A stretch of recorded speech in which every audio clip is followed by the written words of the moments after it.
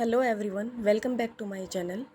अगर आप मेरे चैनल से जुड़े हुए हैं तो आपका सीटेट फर्स्ट अटैम्प्ट में ही क्लियर हो जाएगा, क्योंकि मैं आपको एनसीईआरटी की तैयारी करवा रही हूँ और सीटेट में एनसीईआरटी से बाहर कुछ भी नहीं आता। तो चलो लेट्स स्टार्ट। इसमें सबसे पहले आप ये एक दो चित्र हैं, इनको समझ लीजिए, क्योंकि अगर आप इनको समझ लेते हो तो क्वेश्चंस हैं वो आपके अपने आप बनने लगेंगे। इसके अंदर जो ये फर्स्ट है, इसमें क्या दिखा रखा है, इसमें दिखा रखा है कि ये है सूरज। सूर्य, यहाँ से सूर्य की जो किरणें हैं वो निकल रही हैं। ये है उत्तरी ध्रुव और ये है दक्षिणी ध्रुव। ये आपके जो बीच से जो 0 डिग्री की जो अक्षांश है वो है 0 डिग्री का, इसको बोलते हैं विषुवत वृत्त। फिर ये वाली है, ये है प्रदीप्ति वृत्त। इससे क्या है कि दिन और रात बनते हैं। जो सूर्य की तरफ झुका हुआ हिस्सा है, यहाँ पर क्या है, दिन, जो येलो कलर का है, जो थोड़ा सा डार्क है, यहाँ पर क्या है, रात। तो इससे क्या है, दिन और रात बनते हैं। और ये किसके कारण होता है? पृथ्वी के घूर्णन के कारण। पृथ्वी यहाँ पे अपनी जगह पर ऐसे घूमती हुई चल रही है, मतलब घूमती हुई सूर्य के चक्कर लगाती है, और अपने इसी स्थान पर ये घूर्णन करने की दिशा से ही क्या है, पृथ्वी पर दिन और रात बनते हैं। नेक्स्ट जो हमारा चित्र है समझने का वो ये है। इसमें देखो, ये सूर्य है, इसमें इसके पृथ्वी की परिक्रमण मतलब परिक्रमा की जो गति है वो दिखाई गई है, और उसकी वजह से जो ऋतुएं बनती हैं उनका वर्णन किया गया है। तो ये क्या है, उत्तरी गोलार्ध है और ये दक्षिणी गोलार्ध है। तो उत्तरी गोलार्ध में शीत ऋतु और दक्षिणी गोलार्ध में ग्रीष्म ऋतु कब होती है? 22 दिसंबर को होती है, और इसी को दक्षिण अयनांत भी बोलते हैं। फिर जैसे ही पृथ्वी ऐसे घूम रही है, परिक्रमा कर रही है, फिर वो यहाँ पे आ जाएगी। यहाँ पे आने के बाद मतलब 22 मार्च को क्या होगा कि दिन और रात दोनों बराबर होते हैं। 22 मार्च को दिन और रात दोनों बराबर होंगे। ये उत्तरी ध्रुव है और ये दक्षिणी ध्रुव है। फिर घूमती हुई पृथ्वी इस साइड आ जाती है, और यहाँ पर क्या है, ये उत्तरी गोलार्ध है और ये दक्षिणी गोलार्ध है। यहाँ पर क्या होगा कि 21 जून को उत्तरी गोलार्ध है, इसमें बड़ा दिन और छोटी रात, मतलब सबसे लंबा दिन होता है और सबसे छोटी रात होती है। और यहाँ पर क्या, कौन सी ऋतु होगी? ग्रीष्म ऋतु होगी, क्योंकि उत्तरी गोलार्ध है ये हल्का सा झुका हुआ है, किसकी साइड?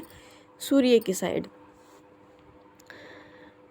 नेक्स्ट फिर यहाँ पे पृथ्वी घूमती घूमती यहाँ पे आ जाती है, और यहाँ पे क्या है कि 23 सितंबर है। 23 सितंबर में क्या होगा?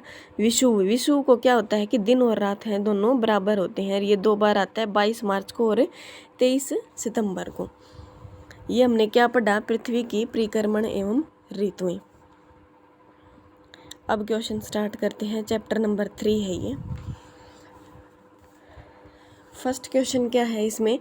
पृथ्वी सूर्य का एक चक्कर लगाने में या एक चक्कर कितने दिन में लगाती है? इसका राइट आंसर क्या आएगा? पहले इसके ऑप्शन देखो। 365 दिन, 365 दिन 6 घंटे, 365 दिन 4 घंटे, 365 दिन 5 घंटे।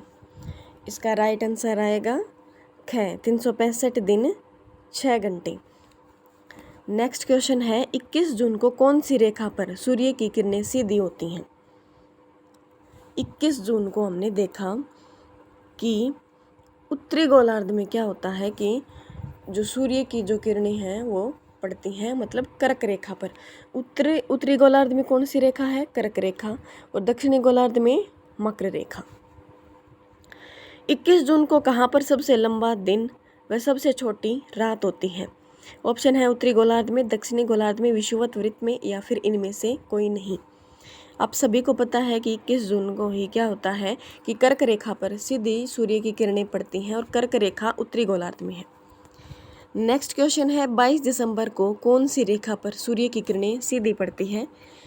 हमने उसी चित्र से देखा था कि 22 दिसंबर को मकर रेखा पर सूर्य की जो किरणें हैं वो सीधी पड़ती हैं। विषुव किसे कहते हैं?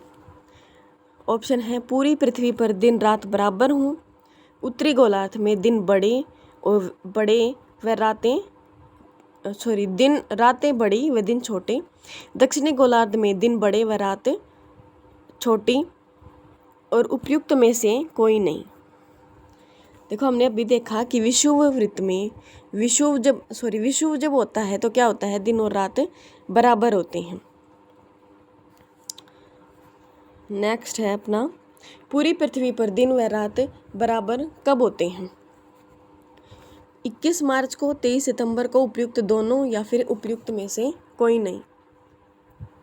हमने उसी चित्र के माध्यम से समझा था कि 21 मार्च और 23 दिसंबर को क्या होता है, विषुव होता है, और विषुव को क्या होता है, दिन और रात बराबर होते हैं। तो इसका क्या आंसर आ जाएगा, उपयुक्त दोनों। पृथ्वी की सूर्य के चारों ओर की गति को क्या कहा जाता है? मतलब पृथ्वी जब सूर्य के चारों ओर चक्कर लगाती है तो उस गति को क्या कहा जाता है, उस गति को क्या कहते हैं, परिक्रमण, और उससे क्या बनती हैं, ऋतुएं। सूर्य की सीधी किरणें विषुववृत्त पर किस दिन पड़ती हैं? विषुवत पर किस दिन पड़ती हैं? सूर्य की सीधी किरणें विषुवत वृत्त पर किस दिन पड़ती हैं? विषुवत वृत्त पर किस दिन पड़ती हैं सूर्य की सीधी किरणें? 21 मार्च के दिन। गर्मी में क्रिसमस का पर्व कहाँ पर मनाया जाता है? क्रिसमस कब आता है? दिसंबर में। उस समय पर गर्मी कहाँ होती है? अपना भारत कहाँ है? उत्तरी गोलार्ध में है। तो अपने भारत में तो क्या होती है, सर्दी होती है। तो इसका मतलब दक्षिणी गोलार्ध में क्या होगी, गर्मी होगी दिसंबर में, और वो कहाँ पे होती है, ऑस्ट्रेलिया में। ऋतुओं में परिवर्तन पृथ्वी की किस गति के कारण होता है? हमने पढ़ा कि परिक्रमण के कारण और घूर्णन के कारण दिन व रात बनते हैं। परिक्रमण से क्या होता है, ऋतुएं बनती हैं। तो ये था हमारी एक छोटी सी वीडियो जिसमें आपका पूरा चैप्टर है वो कंप्लीट हो गया। और ऐसे ही मैं छोटी छोटी वीडियोस हैं वो बनाती रहूँगी। और 6th 7th 8th तीनों की NCERT है SST की, वो कंप्लीट करवा दूँगी अगस्त तक, जब तक पेपर आएगा CTET का उस टाइम तक। इसलिए अगर आप CTET का पेपर दे रहे हो अब की बार, तो प्लीज़ मेरे चैनल को लाइक, शेयर एंड सब्सक्राइब ज़रूर करें। Thank you.